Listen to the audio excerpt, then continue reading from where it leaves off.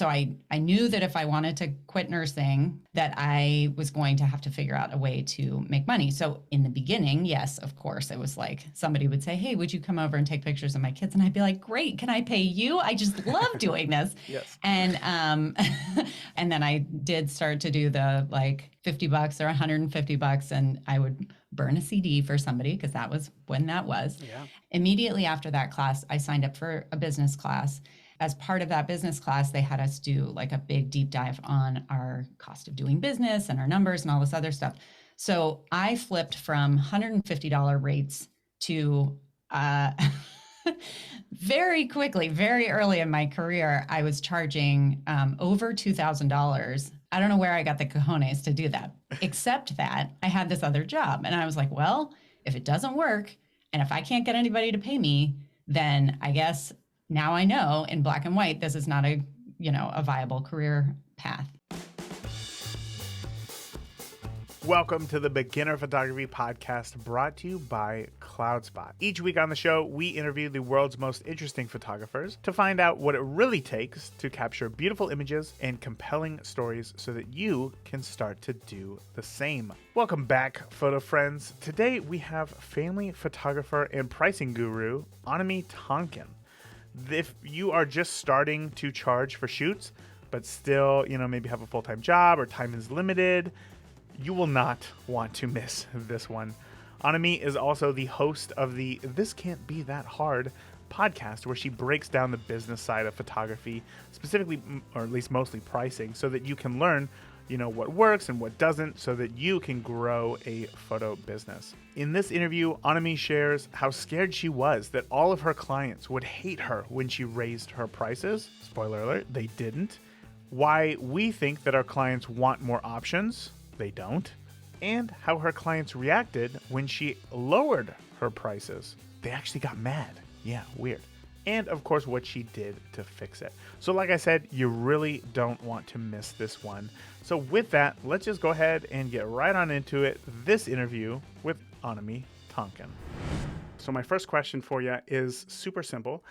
When did you know that photography was going to play an important role in your life?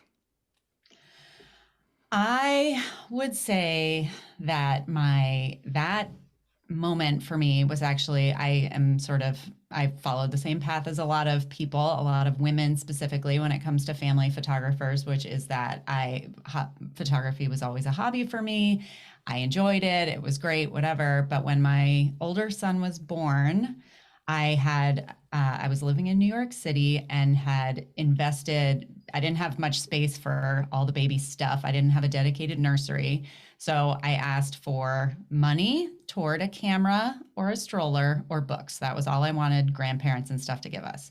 And so I had saved up and I had gotten a Nikon D70, and I was photographing on program mode. Like there was nothing fancy about what I was doing. But in the first few days that Oliver was at home, I happened to take a picture of him that literally took my breath away. And I can't say that at that moment I knew it was ever going to be a career path, but from that moment forward, it was well beyond a hobby. It was sort of an obsession. And that from there grew an entire career. When you think back to that photo, now with being a professional for many years, what do you think it was about that photo that took your breath away? So I inadvertently rimlit him. There was sort of a window kind of off to the side behind, and I just, kind of got lucky with where he was in the light. And it perfectly highlighted that little peach fuzz on him, and he looked so peaceful. I still look at that photo and, I wouldn't take it all that much differently now. I would probably change my aperture and things like that. But it was a solid portrait mode kind of a photo. Right. I love that. I love those little happy accidents, I guess. Yeah. Yeah. So we live in this world, I think, today where so many people are totally cool with just taking snapshots essentially on their iPhones. Mhm. You said the D7000, right? Or 7000, It was the 700? D70. D70, sorry. So you bought the D70, you put it in program mode. You could essentially go on forever just taking those snapshots in program mode. What made you decide, I'm actually going to pursue this a little further and learn more about what this camera can do and where photography can go? Well, I will say that Oliver is now 16 years old. So this was there was no camera on my phone, or if it was, on my flip phone, that photo did Oh, not do terrible. anybody any Yeah. justice.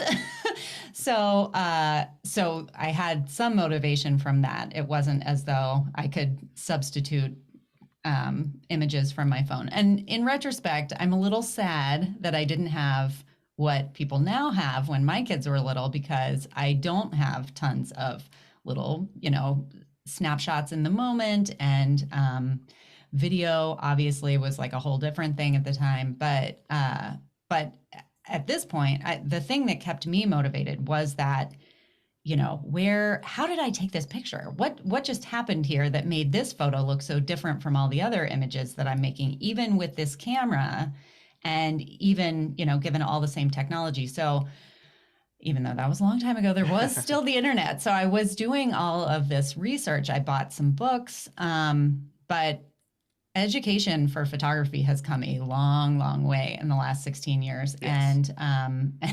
And so I was struggling at the time trying to just figure out, like, what do I even search here? Like, how do I make the background blurry? How do I, what makes a photo look good? Like, I was having a very hard time sussing out what I didn't know. You don't know what you don't know. And it was just kind of that dogged pursuit that over time got me to where I knew what I was doing. I ended up taking like a class at a local college just to sort of get my bearings on what the different modes and things were. But I always approached the camera as the tool. I never really, got super into the tech side. Now I certainly know my camera inside and out. I know what all the features do, all the different things. But to me, it was always a means to an end. I wanted to use that tool to make the image that I saw in my head. So where was like where was that struggle, right? You got the books, you didn't even know what to search for. Like, I understand that. But when you finally got the book and started, or whatever resources it was, when you finally started putting your hands on that camera, was there anything from from the camera side, I guess, that you were really struggling with to grasp? Oh, this is a long time ago. You're asking me to to dig deep. I think that it went relatively smoothly. There was no pressure on photography for me at the beginning, Mhm. right? And it was this, I was so creatively engaged in what I was getting out of there. And I was just constantly marveling. It was like it opened up this whole new world to me in terms of the beauty of different kinds of light and those qualities. And I feel like as photographers, you get this, it's almost like you have spidey senses about those kinds of things. And you walk into a room and you're like, oh, look at that over there. And things that other people are just like, I don't even know what you're talking about. That's like a dusty book in the Of corner. course. And so I find that I found at the time that it just like opened up this new world of beauty to me. And of course, smack in the middle of that beauty was my son, who I was, completely falling in love with. So I think, I don't know, in the beginning, it didn't really feel very much like a struggle. I was just Mhm. so excited by it all the time. Yeah. And then, struggles came not so much for me from the technical side of things, although certainly there have been hurdles. I mean, when I started moving into doing artificial lighting and things like that, that felt a little bit more confusing. Oh, I do remember feeling very stymied for a while about just the exposure triangle. I was reading about it, learning about it, and was like, this seems so counterintuitive. And then when it finally clicked for me, it was like this great aha moment. And so, yeah, there have been those hurdles over time. But more than anything, once I got into photography as a career, it was cracking the business side of it that was always harder for me. Yeah, and I'm excited to get into the business side because that's one of the big reasons why you're here today. It's that you're doing something really interesting. But before we get into that, I had to ask, did you do like me and actually search for some sort of like exposure triangle button on your camera? Like after reading about it so much online, I was like, but where's the button? I don't understand where this is. You didn't I do think that. that is a multi-million dollar idea. I think that there should be a button, It says exposure triangle. That's funny. the easy exposure triangle button. Right, right. I would love that. Well, I'm gonna look into that. See if I can get a part of that multi-million dollars. There you Um, go. Let me stay on the early days of photography for just one more question here. Yeah. And when you were talking about those early days and how exciting it can be, and walking into a room and seeing that dusty book and be like, "Oh, I know that that's a good photo." I know that oftentimes, as photographers, get more experience, when we look back at those early photos, it can still be like, whoa, like that's not who I am today. That's not, what I photographed today. These look like amateur photos. When you look back at your photos, do you feel that same way? And if so, what elements now with your experience and knowledge would you say make that an amateur photo? I feel like that was a really long-winded question. I apologize. Hopefully you can grab something out of that. No, I totally get it. No, I look back at my early days photos now. I will say editing has come a long, long, long, long, long way. My early edits when I first got into Photoshop, and then later, I guess by the time I got into Lightroom, I had toned my editing down, but there were a lot of very silly actions that were floating around the interwebs back in the like late I don't know, what is that, aughts, like 2009, 2010. So my edits weren't great, but but I feel like, and I say this all the time to my own students, I think that what you gain over time with experience, and you probably become more consistent, and you become more, you can kind of rely on yourself more to show up in any situation and make the photos that you need to make. But in the beginning, that passion and that drive and that excitement really comes through. And I feel like I was trying more stuff and risking and failing because, sometimes that's what happens. But I was taking just swing after swing after swing and like knocked some of them out of the park. I mean, those photos, I might go back and re-edit them, but there are a handful of photos from those early years that I don't know that I Would have change. matched them. Yeah, Oh, I yeah. wouldn't change them. I mean, my equipment has come along. Certainly, again, I have become more consistent. I feel that, but I sometimes wish that I could go back and get a bit of that new energy that you have when you're first starting out, because it's like falling in love. Yes. There you go. It is very much like the beginning of a relationship where you are just infatuated, and all of your energy and all of that emotion goes into it, and it shows. And then over time, if you can make a long-term career of it, that is a thing of beauty in and of itself, but it is different. It evolves. Yeah, just like love, though. Just like love.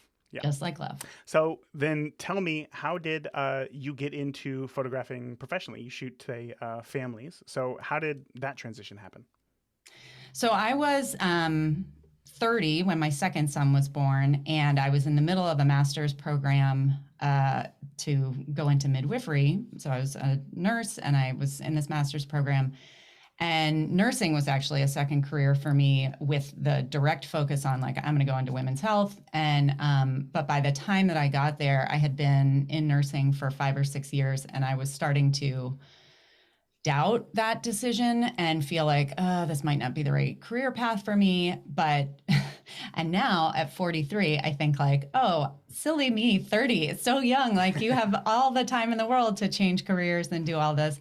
But at the time I felt like, I'm just going to flake out on this career. And I didn't really know what to do. I was just kind of, I was on maternity leave from both work and from my master's program. And I was, sitting at home with a second new baby and having like an existential career crisis. And my husband at the time was like, well, you don't have to go back to school necessarily. You take really good pictures. You could do that. And I mean, I nearly laughed him out of the room. I was like, that's not a job.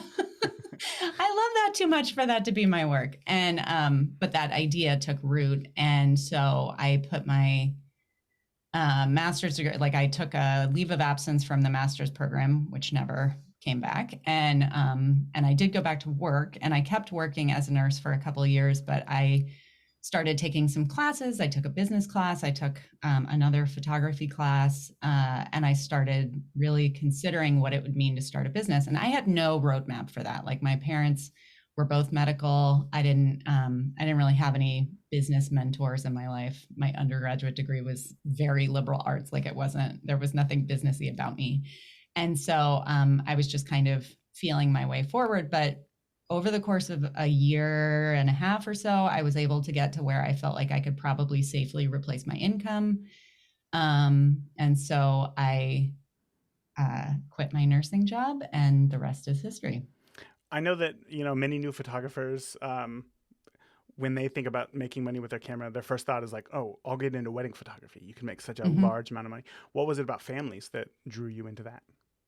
Well, to be fair, I started out in both families and weddings. Mm. I was drawn to families because a lot of the early work that I got was, I had little kids at the time. I had lots of friends with little kids. I worked as a labor and delivery nurse. So there were, this endless supply of people who I connected with there and was like, by the way, if you're interested, I also but wait, there's more. I take photos. And so I was doing a lot of that work, but I also felt like many people do that, weddings are a big moneymaker. And so I got into photographing some weddings. I also was working with some people who were in that phase of life. I was at a big teaching hospital, so I had both residents, like doctor residents and nurses who were getting married. So I did get some early work in both of those genres.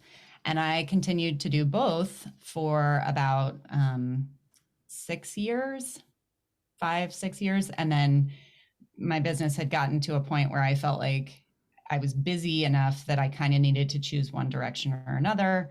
And that for me was a no brainer. I was hour for hour. I have always made as much money as a family photographer as I was as a wedding photographer. And yes, you can make a big chunk of money as a wedding photographer, but it's always Saturdays. And it's always, like in the peak beautiful season. Right. And my kids were at that age where I was like, yep, not interested. And so I went all in on families. When you first started out shooting families, were you doing like the traditional 30 minutes for $100, or how did the pricing structure work for you then? So I was dead set on, if I'm going to do this as a career, I have to figure out how to get out of and I was very much like, we were kind of equal partners in the income game at that point. My again now ex-husband and I, so I knew that if I wanted to quit nursing, which was the goal, that I was going to have to figure out a way to make money. So in the beginning, yes, of course, it was like somebody would say, hey, would you come over and take pictures of my kids? And I'd be like, great, can I pay you? I just love doing this. Yes. And I certainly did lots of free work. And then I did start to do the like $50 or $150, and I would burn a CD for somebody because that was when that was. Yeah.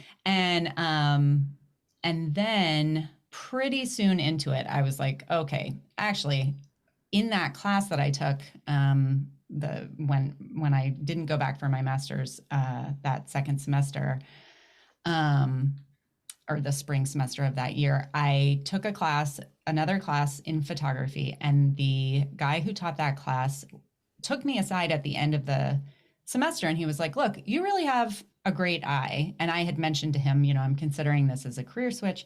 He was like, you have a great eye. I don't doubt that you can make this work as a career, but and he was he was older than I was at the time, but he still was like in his 40s. And he had tried to make photography a career and ended up teaching, but he also had like a day job. And he was like, if you want to get into this, you need to take the business side as seriously as you take the photography side. He was like, I know this is more fun, but it's a hard industry. And if you set yourself up right from the beginning, you'll do better. So immediately after that class, I signed up for a business class. And as part of that business class, they had us do like a big deep dive on our cost of doing business and our numbers and all this other stuff. So I flipped from $150 rates to uh, very quickly, very early in my career, I was charging over $2,000, which was very high locally. And it was like, I don't know where I got the cojones to do that, except that I had this other job. And I was like, well, if it doesn't work and if I can't get anybody to pay me, then I guess now I know in black and white, this is not a viable career path.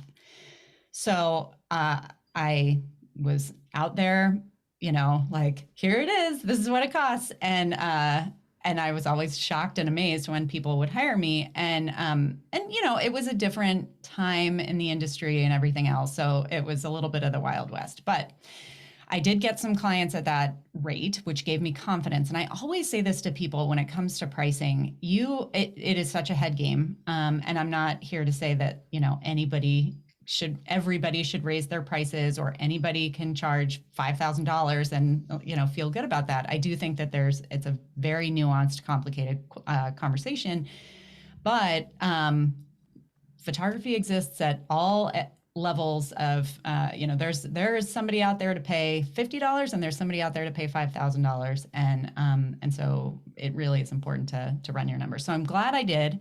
What's funny is that now I charge less than I charged at that point, not a whole lot less, but I started out really high and then sort of found my happy place in terms of like the right clients for me and what I feel good about. And so that's been an evolution, but yeah. Hey, Raymond here, and we're going to get back to the show in just a moment, but let me ask you, are you ready to start charging for your photography, but you just simply don't know where to start? Do you want a repeatable model that is easy to set up and grow with you? Do you want to make your first $100 with your camera? Well, let me show you how with my complete step-by-step roadmap to earn your first $100 with your camera that you can download absolutely free over at firstphotoclient.com. And honestly, even if you've been shooting for a while, the roadmap that is in this free download is still the exact method that I use today to book weddings. And yet, so few people are using it. That is a huge advantage for you. But again, only if you download your free copy right now over at firstphotoclient.com. Now, let's get back to today's interview.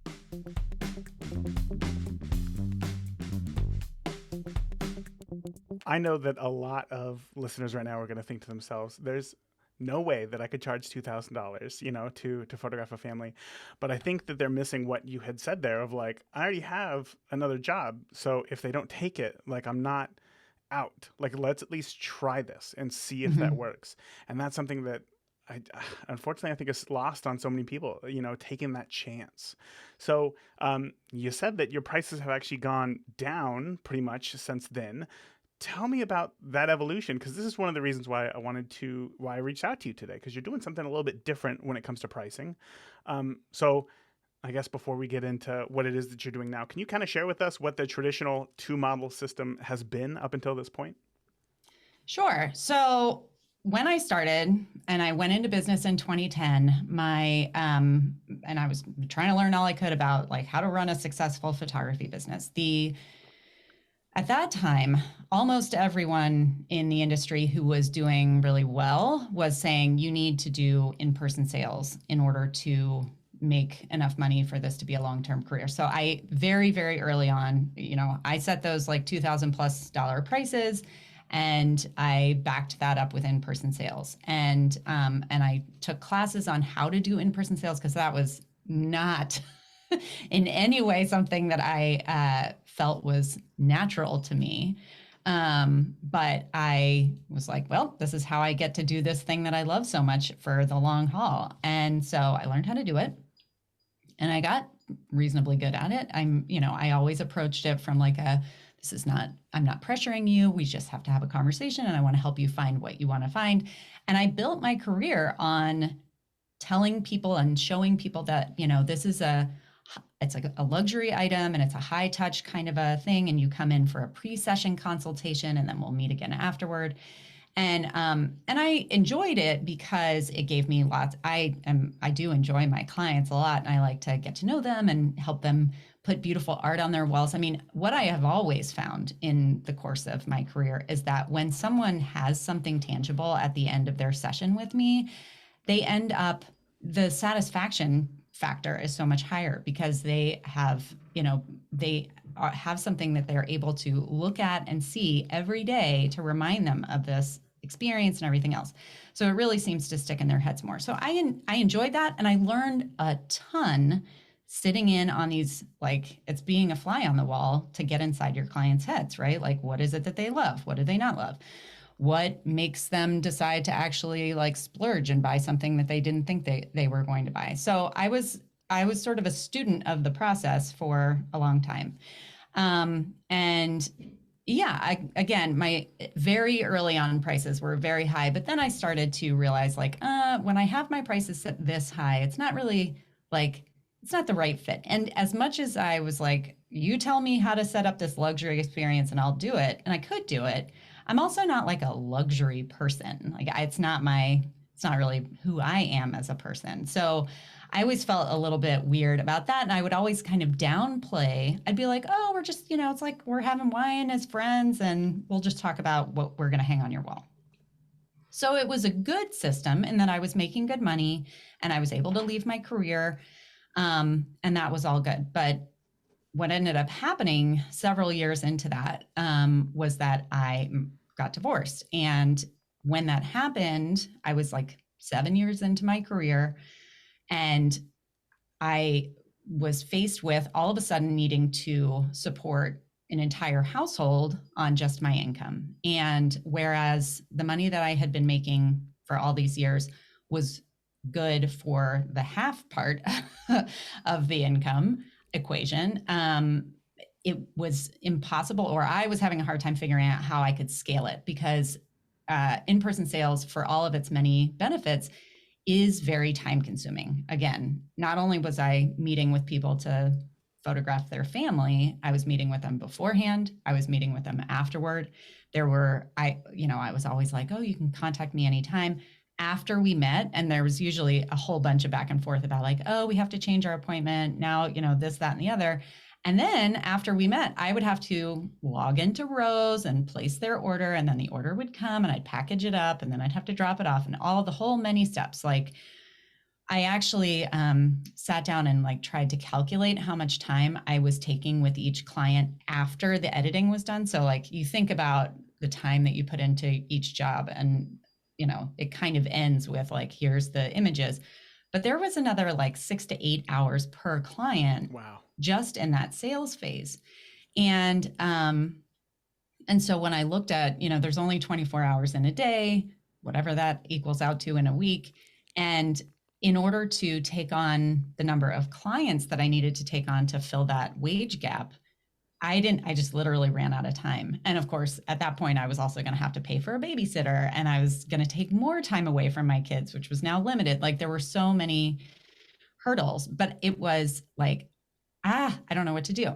So the option, and sorry, you were joking about asking a long question. I can talk for years about this stuff. I love it. The alternative, and the only alternative that was kind of out there at the time, was to go all inclusive. So when I first started, that was called shoot and burn, and it was like photograph and you put them on a CD and like walk away. And then we made up a nicer name, which is all inclusive. And now we don't put things on CDs anymore. But the idea is the same. Basically, it is the least time commitment for the photographer. It's also the least time commitment for the people out there, your clients, which for many people, that's important. Like, we're all busy people. And so I totally got, especially at that point, I really got the attraction to the going all inclusive. And so at that time, my sales average was around $1,800, $2,000. And I was like, okay, I can't charge $1,800 up front and expect people to book me. Like, that's way out of the ballpark for everybody in my area. But maybe if I charge $1,400, that's so much less than I currently charge, or than I currently make with per session. I'll lower it to that, but I'll take on more clients, and that's how I'll make the math work. And I did like a 1 month experiment or a 2 month experiment. Didn't last which so by the way long. is it's not enough time. Like you do have to let price changes have to marinate for a little bit. But I figured going cheaper was going to mean that like the floodgates have Of opened. course. Now, all these people are going to be coming to me. And what I found was not only did I not get this giant influx of new clients, my existing clients, many of whom I had worked with for years, were being a lot more resistant to my new prices. They would say, because before they had been paying, even though over the course of the whole interaction, it would be like $1,800, $2,000. When they booked me at that point, I think it was $250. It was just a session fee, and there was no big commitment for later. So a couple of months in, and I'm getting pushback from all these clients who've worked with me a bunch of times being like, oh gosh, that's a lot. Well, okay, let me talk to my husband and I'll call you back. And then like crickets. So I'm panicking. I'm like trying to figure out what it's going to take to get my nursing license renewed. And the whole time so frustrated by like, what, this doesn't make sense. Everyone in my local market would point to me as like, oh, she's so successful, she's doing so well, and here I'm going to have to quit this thing that I love because I can't make it work. So out of like pure desperation, they say necessity is the mother of invention. I looked at, well, one day I was looking at my gallery software, which I subscribed to, like I paid for it, but I didn't really use it because people were coming in to do the whole sales thing. And that was when they would buy. Mm-hmm. So I just used my gallery software as a way for them to then be able to like share images with grandparents. And like every once in a while, a print order would come through. But generally speaking, nothing ever came through. And I was frustrated because at that point, the software options for gallery software had come a long way. And I had this really beautiful online gallery with this gorgeous online store. And I was like, nobody ever even sees this thing. Like I'm paying for this software and it's not used. And something like clicked in my brain. And I was like, I wonder if I could make an in-person sales experience happen using my online gallery software. And I don't know, to make a long story short, I, over the course of a couple of weeks, kind of hammered out this rough plan. I tried to really distill after 7 years of in-person sales, like, I know what it is that makes people buy what they buy. Sure. How can I make those things happen in a way that I don't have to show up and do it in person? And it was like a full-on Hail Mary pass where I was just like, well, we're going to see if this works. And if it doesn't, we'll figure out the next step. I mean, my whole life was being reinvented at this point. So let's just go for it. So let's just go for it. And I put this thing together, and it was a little rough around the edges, but I launched it, and I essentially reached out to all my clients, and I was like, hey, remember how I told you all the time that the most valuable part about working with me was meeting in person? Well, forget about all that. I have a new plan where I'm going to help you through this process, and I framed it as a benefit for them. I was like, I know how busy you are, and I've gotten a bunch of pushback about like, it's really hard to schedule all these meetings. So I have, created this process for you that gives you all the attention and the need, or the customization that you want, but you can do it on your own time from the comfort of your own home. And I had no idea how it's going to go. And it was, that was like May of 2017. And from May until December of that year, so in 7 months or whatever that is, I made more money by 30% than I had made any year prior in working full-time for the full year.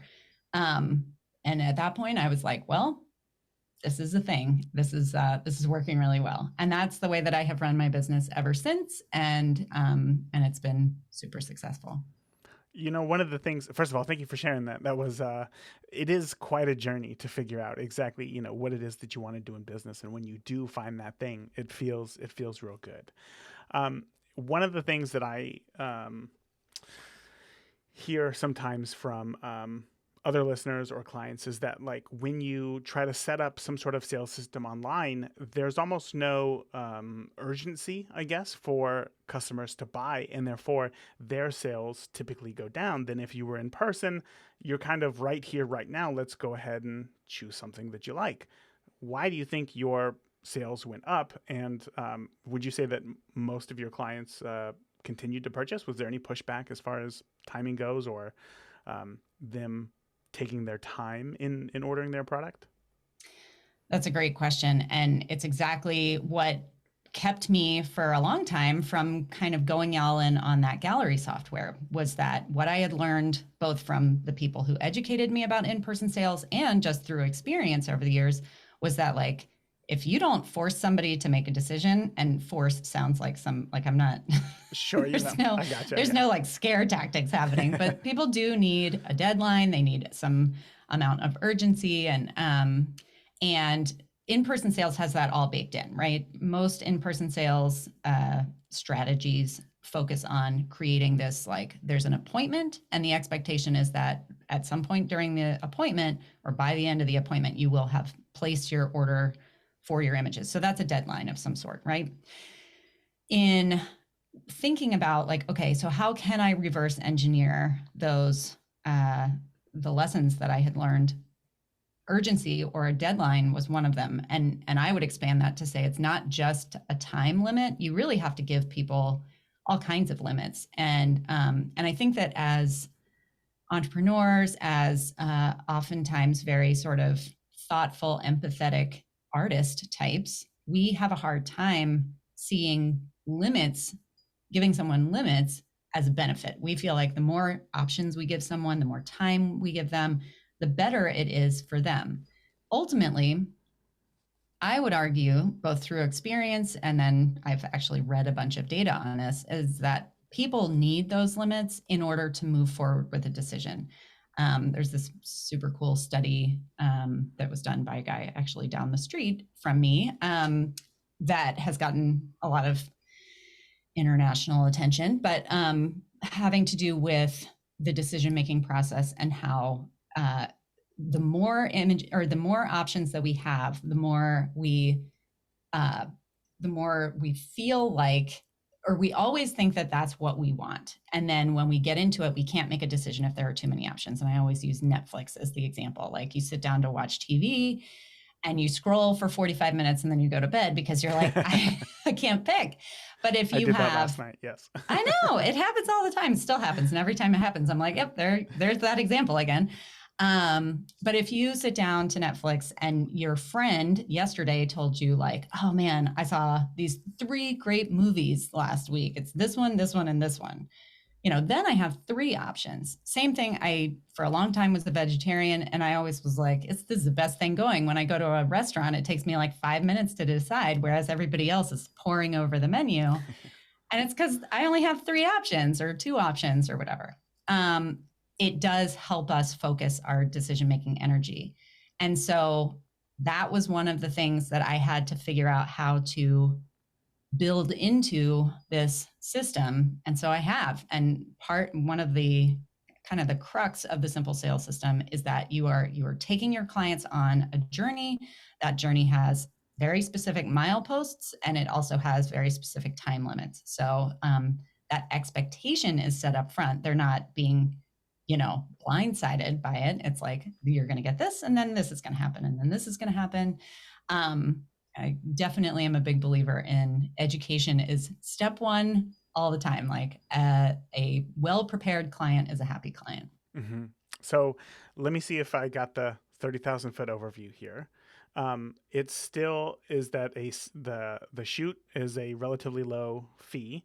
And then afterwards, when you send them their online gallery, it is tailored through different packages that they can choose for which products they would like. And then it's a simple, you either pick this one, or this one, and then that's it. And then afterwards you purchase those, and then you're a happy client.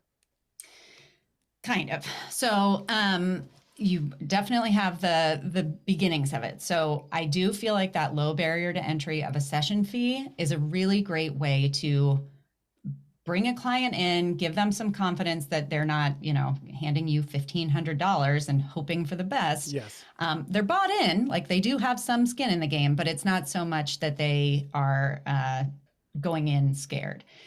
And then from that point forward, I like to automate not only the sales process on the back end after the session, but really from the beginning. I have a whole series. I mean, now technology is our friend. Like we have the ability to not only write up, for a long time it was like, here's your prep guide that I wrote out. That's all this like written content that I expect you to like, here's a novel. Now we can make little Loom videos, or we can make, videos with our phone and be like, hey, it's Annemie. I'm super excited to, work with you next week. I just wanted to run through 3 pointers before we get there to remind you of this. And that is not only valuable to them from the perspective of they are getting prepared for their session, but they're also getting to interface with you kind of the way that I used to do like a pre-session consultation. It's not necessarily a back and forth conversation, but they're seeing my face, they're hearing my voice, they're getting used to the way that I operate even before we've met. Then we have the session, which is great, hopefully. And then you do your editing and you get all ready. And then the beauty of this system that I have put together really does fully kick in once you are delivering your gallery, because once upon a time, if you wanted to do online gallery sales, you would put your gallery up and you would kind of, there would be prices in the store, and maybe you'd have a menu of like, you can buy 1 digital file for this, or 5 for this, or all of them for this. This system that I have created basically gives them a short period of time where they can preview all of their images, and then that period of time closes and they have to make a decision. And until they make a purchasing decision, they don't get to see their images. So and then the purchasing decision, this was the other thing that was tricky, because with in-person sales, one of the big benefits is that you are taking them on kind of a custom journey from the moment that they see their images to the point that they have placed their order. But you are there as an expert to guide them through that. Like if they see their images and then they're like, okay, great, we have a such and such budget, and we need to get gifts for grandma, and we want to have something big on our wall. You can kind of help them navigate that decision-making process. And honestly, sometimes that is just what people need. They doubt themselves, or they're not necessarily photo experts. And it's a big purchase. So sometimes it's just that validation of like, oh yes, this is going to look great on your wall, or like, you're talking about framing an 8x10. Let me show you what an 8x10 is going to look like on your wall. It's going to be really small. Yeah. Are you sure you don't want a 16x20? That sort of thing. So in person, you can give all that guidance. If you give somebody an online gallery with 100 products in it, and they are expected to navigate that decision maze, they are either not going to, they're going to get the Netflix problem and just kind of shut down and be like, we love the photos, but I think they'll like end up ghosting you after you've followed up 100 times. But you kind of need them to make that decision while like the impact is fresh and the excitement is there. And so you don't want to give them too many decisions. So I created what I call flexible collections, and each one, there's 3 options. So it's just pick between among one of these 3, and they're all the same. They're just staggered in terms of size. So it's a certain number of digital files and a certain amount of print credit. And print credit is amazing because it's like, here's the gift certificate you're buying yourself that you can use in the online store. Everybody gets some digital files and everybody gets this credit. And the great thing about credit, even at the smallest collection, is that means that they will go into the store. They will be thinking about like, where do I want to put this on my wall? What do I want to, what gifts do I want to get? And some people purchase and keep it within their gift certificate limit. Mm-hmm. And then other people are in there and it's convenient. They're shopping. The store is beautiful. This is where that like beautiful online gallery experience really like levels it up. I used to have, album samples out and, there's something to that tactile experience. Nowadays, not only is there this beautiful gallery that has like their images pre-populated into the frame or whatever so that they can kind of preview what that's going to look like, but all along the way, I am sending them little videos like, hey, I just wanted to, as you're waiting for your images, I wanted to showcase a couple of my favorite products that you're going to see, and you're going to have this gift certificate for yourself that you can spend. And so, like, let me show you this acrylic that I love, or, whatever the case may be. And so I am doing my hybrid sort of in-person sales thing where I can do it once, record it, and then send it out to all 50 clients or 60 clients from that year, or whatever the case may be. So it is a more scalable use of my time that still gives the same guidance and sort of customization to the clients. Mm-hmm. So to get back to the process, once they choose their collection, their gallery opens, and then they have 30 days to fulfill that collection. They can pick out whatever their digital images are. They can, decide what they want to order in terms of like album versus frame versus whatever, and sizes and all that. And I always offer my assistants during those 30 days, like, hey, if you're having a hard time deciding, let's hop on a Zoom and I'll be happy to walk you through it. And then I can do like a micro version of the in-person sales. But the fulfillment is done through the gallery, so I don't have to manage all the ordering process and all that sort of thing. And it's a much more flexible timeline that I can manage from my home instead of having to go like meet them in person. Can you talk to me about the decision to have clients select which package they would like to buy before seeing the photos? What does that do for you? And did you have any pushback? Because I'm sensing that listeners are like, whoa, hold on a second. How does that work? Could you walk me through that? Sure. So, and maybe I didn't say this right. They actually don't make a collection purchase until they've seen their images. And I think it's the session fee, just like with in-person sales. It's the session fee, then we have the session, and then when they get that preview, they get the preview for a short period of time, and then they purchase a collection. So before they spend any money beyond the session fee, they know, because they've seen them with their own eyes, that like, I am delivering on what I told them I was going to, hopefully they love their images, and they're ready to go. And the way that I structure the collections price-wise is such that I am making my minimum needs, like I'm meeting my minimum needs regardless of which collection they purchase. So I have some good strategies in place, and people thankfully go for the top collection much, much more frequently. But even when they choose that smallest collection, I am good. Like, it was worth my time to go have a session with them. So they're happy and I'm happy. That's a big tip right there. I think a lot of people, when first getting started, they'll structure their pricing as, well, I know that I want people to go for the middle price. So that's what I'm essentially going to make all of my pricing decisions, my non-pricing decisions, but like my minimum, like what I need to survive on, so that when people do go for the lowest package, they're like, oh no, now I have to get other clients, and then that's just more work there. So I love that. Right. Would you be willing to share what are in some of these collections? Because I know that a lot of photographers, and we just have so many options when it comes to products that are available. Are you offering everything under the sun, or just a handful of this and a handful of that, and let people decide from there? That's a great question. And it's something that I think you could structure it however works best for your business. I'm a big believer that, like, what I love about this system is that it's super flexible. You could be a very low end photographer, and if you run your numbers, and so when I say low end, I mean you've set, let's say, $100,000 as the amount of money that you need to earn in the course of a year. So you could be someone who photographs 200 clients for $500 each, or you can be someone who, makes $2,000 sales, so you only end up with 50 clients. Oh my goodness. Something like that. Sounded right. Right? We'll go with that. We understand what you're talking about. Okay, good. So the seesaw of like number, volume versus cost. So you can set that up in any way, and this sales system still works. And you can add in, if you're a higher end photographer, there are lots of like bells and whistles that you can add in to make it feel more custom, and you can do things to kind of zhuzh it up at the higher end.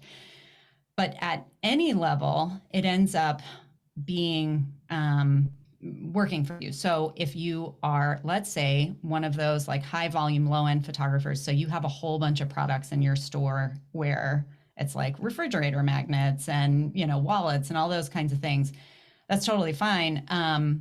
I tend to teach that you should get in the head of your ideal client and pick, I generally say like 8 to 10 items. And when I say items, it's like a category. So like albums, frames, not like an 8 by 10 and an 11 by 14. Sure. So 8 to 10 total options. And then once they decide like, okay, we want to get a frame, then they might have some options inside of there. But like I used to work with an album designer or an album, a lab that did albums, and they had so many cool options, and a lot of them do covers and all this stuff. And I got really into it because I was like, this is great. But it kind of came back down to the choice thing. This was back in the in-person sales days. I was like, which of these 85 different covers do you want? And then I was having sales sessions that went on for 3 hours while they like hemmed and hawed about it.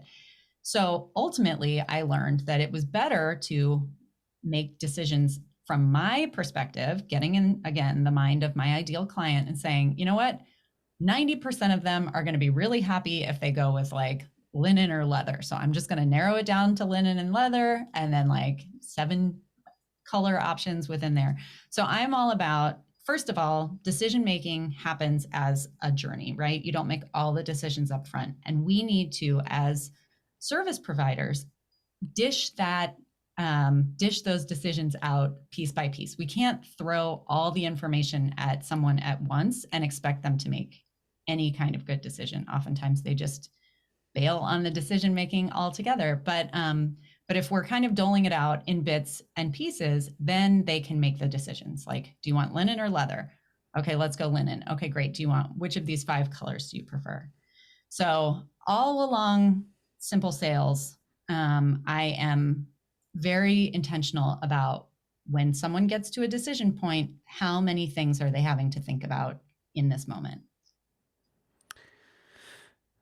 I love how you broke that down very easily. Because again, when it comes to products, there are so many, and helping people narrow it down really is going to help. So thank you for that. I'm trying to think here if there are any objections that you get from clients. Anything like, what is the biggest thing that maybe you wished? Is there anything that you've changed about this system since you first implemented it to make it more successful to what it is today? No big changes in terms of the system itself from my clients' perspectives. I was so worried that I was going to get a bunch of my long-term in-person sales clients feeling like I was no longer providing the same level of service and complaining or, changing photographers, going with somebody else in my area. And by and large, and I mean like almost across the board, I got not only didn't get pushback, but got people saying, oh, this is so great. I really appreciate not having to like schedule that follow-up appointment. And I also think that as much as I was positioning the sales session as like, this isn't a pushy thing, and I'm not trying to like hard sell you. I said that in a more eloquent way, but Of course, yeah. but I made it clear to people that I wasn't there to browbeat them into a decision. And I was not like that when we were in the sales session itself. There is still like there's still an element of, well, I'm standing here. What are you going to buy? Yes. That was awkward. No matter how I got very, very used to the process and still would be like, oh, here comes this part.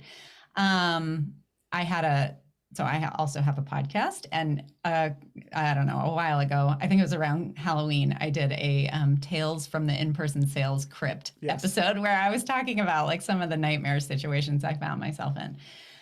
So anyway, my clients really liked it. As far as pushback that I get in theory about Simple Sales and the way that it works is usually from photographers who are not interested in like one part or another. So there are a few of them.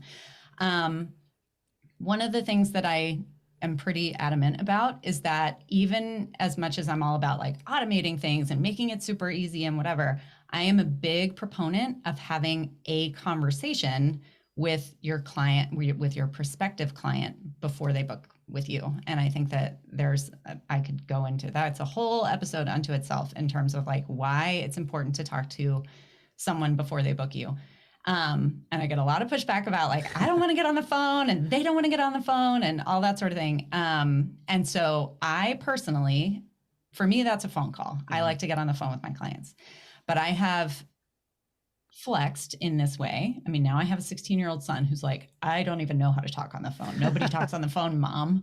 And so, there are, again, technology is our friend. There's Voxer. There was Marco Polo. I'm not sure if that's still around, but like all these different things where you can have asynchronous conversations.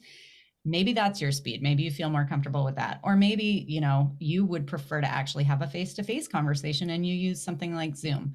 One way or the other, I think that it is important when someone is hiring you for you to be able to listen to what they have to say and respond. And there's a couple of reasons. Number one, it gives you an enormous amount of insight as to what that person's concerns are, objections are, what they're really looking for. And over time, you will find that most people have the same concerns, objections, and the things that they're looking for, at least the things that they say.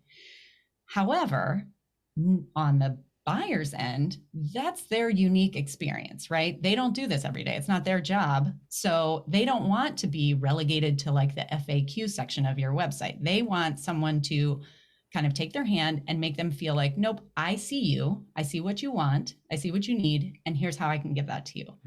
I think that it is scary to have a conversation with somebody, especially when you're new, but you will learn so much from every single one of those conversations, even the ones where you get a no at the end. So, nobody's going to bite you. It's not a like an argument. You just get on the phone, chat with somebody, or get on Voxer and like address them. And not only is that going to help you, it will, in that you'll get more insight. You will also increase your booking. Absolutely. So that's my evolution on that part of it. That was going to be my next question. How many times have you been bit by clients? But I'm glad that you answered that question there. So thank you so much. Before I let you go, I think that, again, the way that you laid out a lot of these ideas and these topics was very helpful and going to be very inspirational to new photographers. Since I'm not as intimate with this system as you are, is there anything that I didn't ask you today that you just want to make sure that photographers know? Not off the top of my head. This was great. I feel like it was a long enough conversation because there is a lot of nuance to it. I teach the whole system. If anybody's interested in like learning more about what this is, I do teach the whole system for free in a masterclass, which you can go to thiscan'tbethathard.com/simple to find. But the steps of this, I guess the thing that I would say is that lots of different strategies can work for photographers. And if you are listening to this podcast and you are at the beginning of your photography journey, there's a lot of noise out there about you should do this, you should do it this way, this worked for me. And those people aren't necessarily lying. I would say that I have seen people, I myself was successful with in-person sales. I have seen people be successful in the long term with all-inclusive sales. There's nothing wrong with either of those if they work for you. But I do think that whichever strategy you end up going with to run your business, it's important to kind of go all in on that strategy. And I would say that goes beyond just your business strategy, but in all kinds of ways. Like your business needs to be aligned. And if you do a lot of like, well, I'll take this from this system and this from this system and I'll try this, you end up with kind of a Frankenstein business, and it usually doesn't work perfectly. So I would say, if you want to learn the whole system and you really want to evaluate whether that's right for you, the masterclass might give you a little bit more of the detail piece of it. But that consistency and kind of having that alignment are key to any success in your business.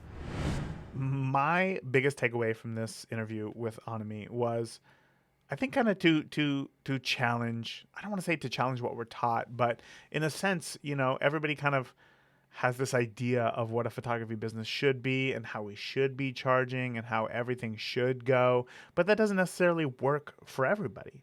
I mean, Annemie said, luxury was not the kind of person who she was. So she put in the work to find a new approach that worked for her, but still gave her the income that she needed to provide for her children. So, figure out a way that you can challenge, what it is that you're told about photography to see if there's a way that you can make it your own and more successful for you. Now, real quick, before we go, I want to give a huge public shout out to Tim and a thank you for his 5-star rating and review of the podcast. Tim says, "This rock awesome podcast has helped me to become a better photographer. I can almost always draw something from every episode." Tim, wow, I appreciate the rating and the review. I appreciate you for listening to the show. I appreciate you for being a part of the Beginner Photography Podcast listener community. It is so cool to hear from you and everybody who leaves the show a review as well. It's so much fun to read those. So cool. So again, Tim, thank you for that.